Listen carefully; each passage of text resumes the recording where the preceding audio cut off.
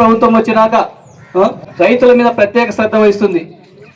ప్రధానమంత్రి కిసాన్ యోజన ద్వారా కానీ అన్నదాత సుఖీభావ కింద రైతులకు సంవత్సరానికి 20,000 రూపాయలు చొప్పున ఇవ్వడం జరుగుతుంది.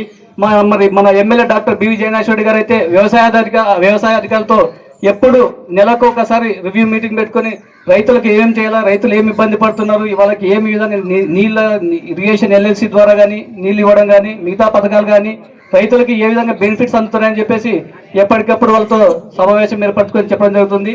మన మండలంలో రైతులకి అన్ని విషయాలు చెప్పడం జరిగింది. గన్ స్ప్రేయర్లు, రోటావేటర్లు, మరి తార్పాలిన్లు, ఇట్లా రైతులకి అనేక కార్యక్రమాలు ప్రభుత్వం ద్వారా ఈ కూటమి ప్రభుత్వంలో అందజేయడం జరుగుతుంది. కాబట్టి వీటిని మీరు సద్వినియోగం చేసుకోవాలని తెలియజేస్తున్నాం.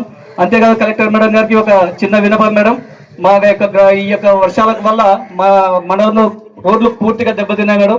గ్రావెల్కి అధికారులు అనుమతి ఇవ్వడం లేదు. మీ ద్వారా ప్రస్తుతానికి మా ఎమ్మెల్యే గారు అయితే సీసీ రోడ్ల కోసం ప్రయత్నం చేస్తున్నారు. కానీ తాత్కాలిక ఉపశమనం కింద గ్రావెల్ ఏర్పరచుకోవడానికి మీరు మా యొక్క సహకారం అందించాల్సిందిగా కోరుచున్నాం మేడం. ఈ యొక్క అవకాశం ఇచ్చినందుకు ప్రత్యేక ధన్యవాదాలు తెలియజేస్తూ